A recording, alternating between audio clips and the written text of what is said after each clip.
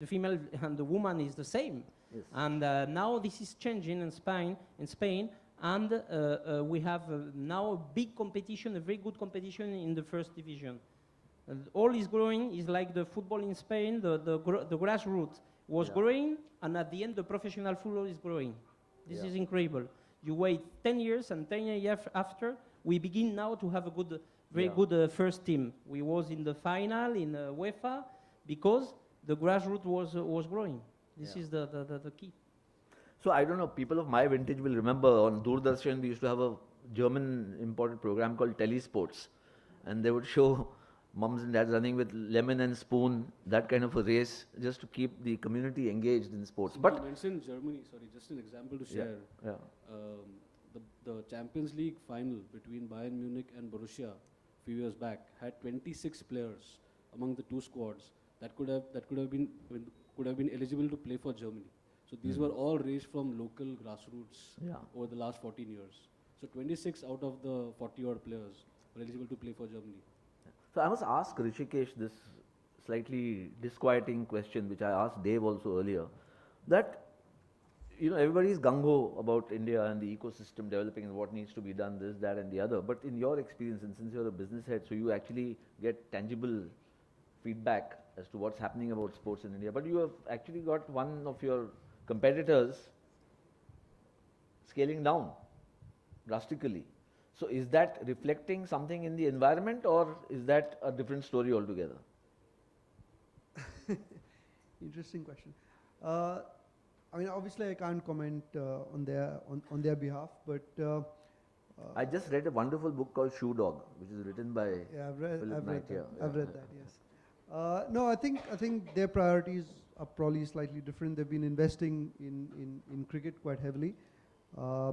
Our priority is very clear. I mean, football is definitely the sport of the future in this country.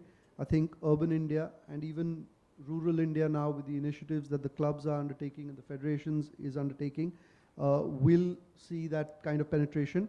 So from our perspective, we are very clear that football is the sport. I mean, and you asked this question earlier, actually, what is the right age? And for us, we focus on kids from anywhere between 10 to 17. That's it's not rocket science, because that is the most impressionable age for these kids, right? They're influenced by the stars they see on TV, the leagues that they watch, the programming, the content that they consume, including NBA and the American culture that we consume. So I feel that we are definitely not downsizing. I mean, we're planning for growth. We've seen phenomenal growth in consumption, in footwear as well as in apparel. No doubt, right now it's the international clubs which are driving demand.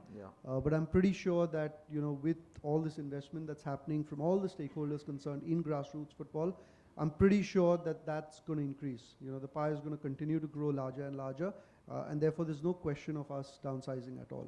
We're going to continue investing in sports, in grassroots sports, across the board. Okay, so I'll have last word from Sunanda before we throw it open to the house. You've been, you're part of the establishment, so to speak, and you've been on a roller coaster ride last few years. What's your perspective at this point in time, as to the growth and the future of football? Well, if Do you see enough volumes at the... If you'd asked me this 13, question 14? 3 years back, I would have, I guess, answered the same. We are at the crossroads. Yeah. Yeah, but... so does that mean not much has changed? No, it has. Okay. Last 3-4 years, I think, whatever progress we have seen in Indian football, I don't think we have seen that kind of progress in last 20 years, maybe 30. We've got, at the top level, we've got the ISL doing fantastically well. If you look at I-League, the numbers have been growing for the last 2-3 years in stadia, on television. Grassroots tournaments being introduced. And obviously, the cherry on the top is obviously the Under-17 World Cup next year, and we are all trying to work around it. And I say this always that he spoke about Baichung, he spoke about Sunil Chhetri. Baichung's retired about 3-4 years back. Sunil Chhetri started playing about 15 years back, but we're still talking about Baichung's and Sunil Chhetri's. Obviously, we need newer names. And the Baichung's, Sunil's, and maybe I.M. Vijayans, they became footballers more by accident, not by design. So this designing is happening with the under 16 team. What Gaurav said, the investment that we have done, in spite of lack of resources, on our under 16 team, and the money that we are putting into the grassroots and the youth development, the change would take some time, because these are, you can't just make footballers overnight. And it's not only about footballers. I think he mentioned in his presentation about coaching the coaches. We need coaches, because if you have a right kind of teacher, you get the better students. And obviously any help from La Liga or anyone else would be helpful for us. We have invested a lot on coaches, and the number of coaches have also gone up. And all these things would add up.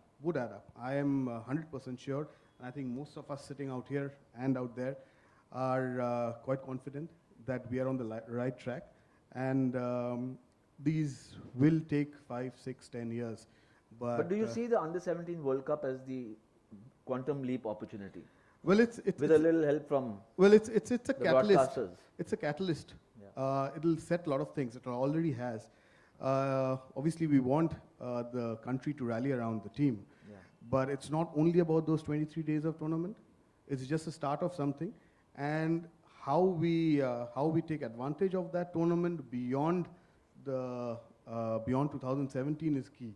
Okay. We need to do that. Under 17 is a great step for us to do that, and thanks to FIFA, they have understood that, and that will help us in developing the sport. That's what under 17 really does. Okay. So, any questions for the gentlemen who are on? Yeah. Can we have the mic, please? House rules apply. Questions and not statements and observations. Yeah, at hi, large. my name is Lokesh Suji. My question is to Salgado and Sunando. Guys, FIFA is very aggressively working on esports, right? So they are integrating it with esports, and there are around 14 clubs worldwide who have esports teams already. So esports is competitive video gaming. So any thoughts in how would you want to integrate competitive video gaming into India? And then subsequently, my question is to Indraneesh, that like Manchester United or Six Niners, would you be keen in picking up an esports team in India?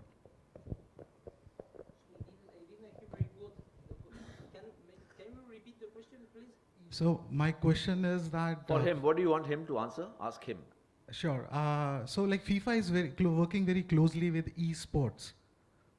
So are you planning as La Liga, some kind of integration with esports worldwide or specifically in India? Indian question obviously can be answered by Sunando. Yeah. In esports, sorry, I didn't understand that. It's a gaming thing.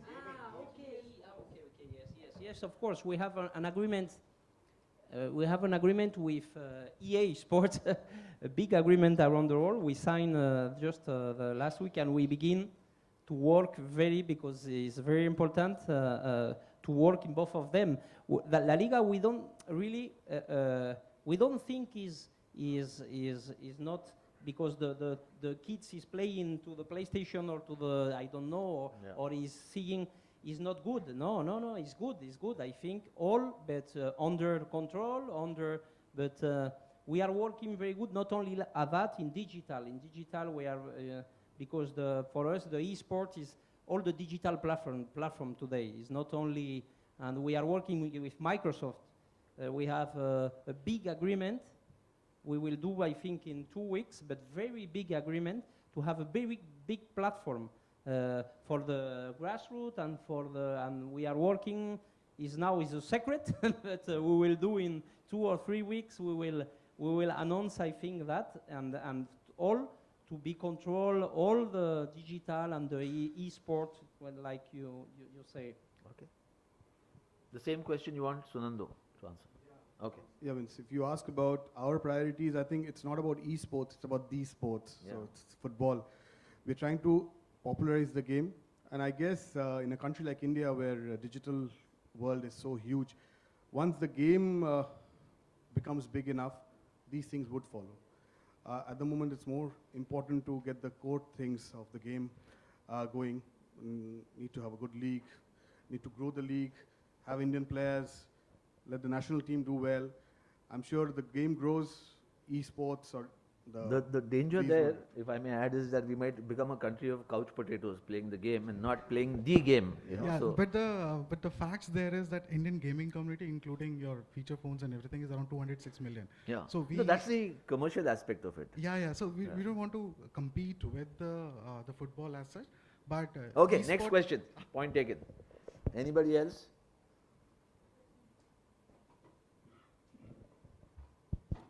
Hello, Hello. namaste, buenas tardes, Vicente. So I would like to thanks to all this panel for all the considerations.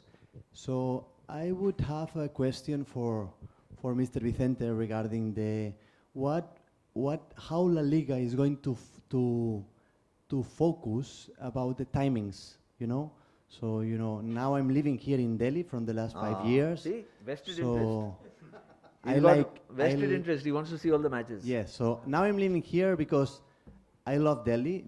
Even with this pollution, मुझे India बहुत अच्छा लगता है.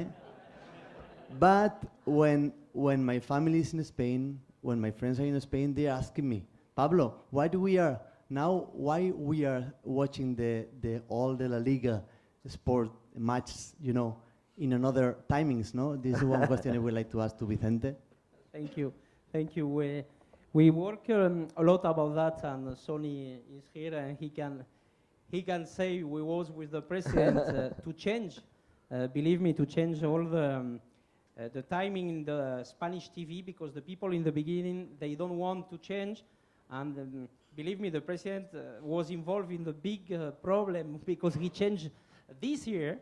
This year we have a match in Spanish timing. We have a match on 12 and at 1 is prime time, and we changed a lot of match this year. And believe it was very difficult because the people say the people don't want to go to the stadium. It's not true. Now we have the same person in the stadium, and we changed this year. This is very, very new and is very good. And believe me, Sony and all the broadcasters, not only here. I will go to Singapore. It's worse. Yes. Believe me, it's worse. And the people is waiting a match, but the next Clásico is 4:30, no? In the timing in Delhi. It's He's very already good. losing sleep over it. 8:45 India time. So it's 8:45. Okay. It's actually the next El Clasico is the prime time in Yeah. India at 8:45. To answer your question, with the new scheduling of La Liga, what we are in the last few weeks, if you see the current season, we've been showing between 9 to 10 games every week live. Because the way what La Liga has done is they've avoided overlaps. There is only one game being played at every slot. So on an average, around 6 to 7 games out of the 10 every week are pre-midnight games. Only 3 to 4 of them go post-midnight as far as the Indian market is concerned. So I would say it's as good as you could possibly expect.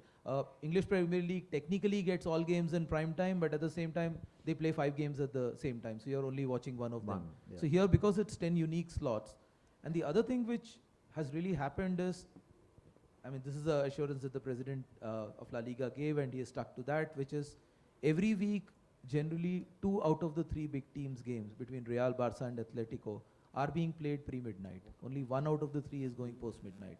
So it's something which is consciously being done to cater to international markets. So I would just say look at it from 2 to 3 years ago to where La Liga scheduling is now. It's come a long, long way. And personally, I think it's great. It's really great what's happened now. Thank you. And sorry, just one thing. Yes. The Clásico is in prime time the next 3rd December. Yeah. And this is important for the grassroots, of course, Yes. because at the end we make football, and the Clásico Real Madrid Barcelona Real Madrid in this case is very, very important to see, because this is football and is very Yes. good for the grassroots. Absolutely. Any other questions, please? Or yes. Good evening, everyone. My name is Amit. I'm into performance analysis. So, like Kanik Sadar mentioned that to have a sustainable football culture, we need to have performance analysis as the important part of our football culture. But in India, most of the clubs, they don't have that performance analysis culture incorporated into their like training facilities or into the tournament. So, like in US, they have made it compulsory for the from the league owners have made it compulsory for the teams to record their video and then analyze it. So my question is like, is it possible in India for the league owners to make it compulsory to record their to make it compulsory for the teams to record the matches and analyze it, or can the league owners provide the analysis data to the teams so that the level of the tournament will go up? Okay. Yeah. Question got. We are actually doing most of it, and Yeah. Indrajit can probably endorse that as well. We cover all the matches, make them available to all the clubs. On top of it, we have agencies that cull out data in over hundreds and 150 cuts immediately after the match is over. We also have packs of data that come in before the match, after the match. So all of that is happening. Anything specific that you would want to know? Because most of the usual analytics are being taken care of. Like it is there for the top clubs, but I'm talking about the like school, the middle level and the grassroots level tournaments and the clubs. Indranil. In terms of the clubs, I think, and I speak on behalf of all 8 ISL clubs here and even clubs like Bengaluru, we have the best facilities in terms of analytics, and they compare with the best clubs in Europe. So whether it's video training, whether it's analysis, whether it's see how much people have run, what is their heart rate, so we monitor all that. So I think in terms of the big clubs, that's already done. In terms of grassroots, no, we're not quite there yet, because implementing technology costs a lot. I think with digital being the way it is, and with the digital medium growing really quickly, we will see apps that do such things, where there are already quite a few in the test run stage. So in the next few years, we will see analysis and performance analysis being implemented in grassroots level. Not quite there yet, no. Okay. Thank you. Evening, gentlemen. My name is Kuhelika. My question to you is pertaining to grassroots again. As we all know that a majority of the players who are playing in the I-League and the ISL as of today, as well as Bob Orton's national team, were players who were not from A-grade cities. They were players and are players from B and C-grade cities. A chunk of these players came through JCD Fagwada, Tata Football Academy, which were residential academies which provided them with the facilities and most importantly nutrition at the right stage and age. So even though our I-League and ISL teams are providing grassroots, they have these grassroots academies now, how are we looking at addressing the players and the places that have been catering to our country in terms of football so far, and how come they are not on top of our priority list? Okay. That's it. So who have you asked this question of? This is related to grassroots, so I'm anybody? just looking for an answer. Thank you. So Nando, I think you can take a shot at it. Yeah. See, obviously, what you told about JCT and TFA, it was true. Means all players coming out of TFA made it to the top teams, and 60% of them made it to the Indian national team. That was the case. But you don't get to see that now. Why? The reason, I think, is that clubs become more aware of it. There are clubs like DSK who have already formed an academy, then came into professional football, so they have a set academy.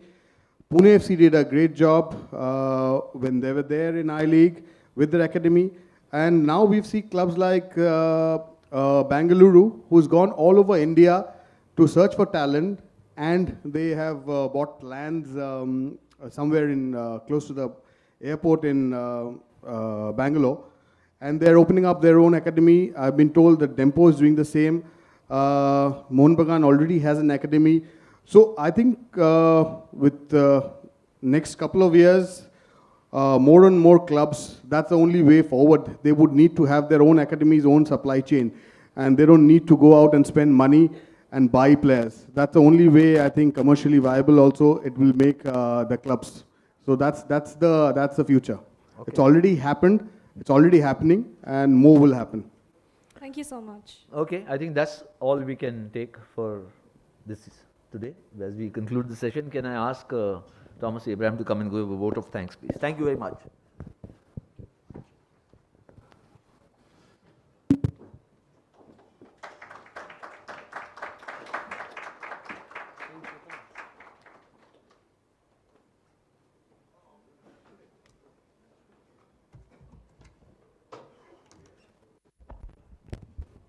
It's been a long day.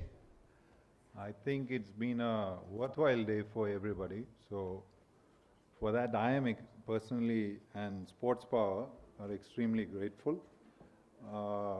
Nothing of this obviously would have been possible without the kind of support we got from all the speakers who came. Alex flew in from KL. Vicente, I think, came directly from South Africa. Basically, to put together this kind of a panel of speakers, it required a lot of cooperation, goodwill from all of them. So for that, I'm not going to go into a list of the names.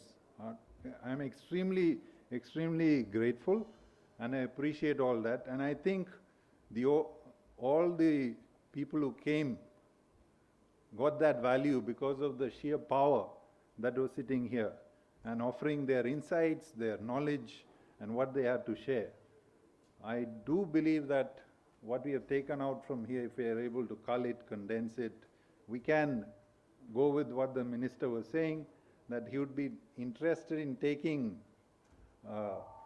the positives from this, and if we have things to offer, the sports ministry would be willing to listen and proactively work. How that will play out, we'll have to internally discuss. The other part of it, obviously, is that nothing like this is possible without our partners, and a long-standing partner, obviously, has been Star Sports, for which we remain grateful. Sony this year, after a long gap, decided to support conferencing, and as I said, for them it was a big break. For a few years they had taken a gap from that. I'm really grateful that they chose the India Football Forum to come back into sponsorship in terms of knowledge and exchange of ideas. And everybody else, I will list them. ESP Properties has been our long-time partner in a lot of work that we do in terms of the knowledge space. Every year, in fact, Sports Power and ESP, we work together to bring what is the definitive product on sports sponsorship coming out of India. We have done 3 editions so far. And next year, around the same time, April, May, we'll be bringing out the next one. So that, what I am grateful for is that has become the definitive product on sports sponsorship in this market. These are not things that are easy, and they come with a lot of work and all because of the partners who are involved. Sports Consult was there last year. They've come aboard again this year. Mumbai City FC, Indranil has been a supporter last year. Again, he has supported. So all this obviously is what makes conferences like this. This year, for the first time, Cutting Edge has come on board as a partner. So what we look to do is grow this whole thing, grow the conference thing. Ultimately, if we can get good ideas going and present deliverable opportunities that we give to the authorities, whether it's the government or whatever, that's where our success will lie. And again, I thank everybody for having the patience to sit through all this. I do believe that this year's conference was the best we've ever done in terms of the content we delivered. And again, without our partners and the speakers who came, took the time from all over, it would not have been possible. Thank you so much. And I look forward to next year's event being much bigger and much better than this. Thank you.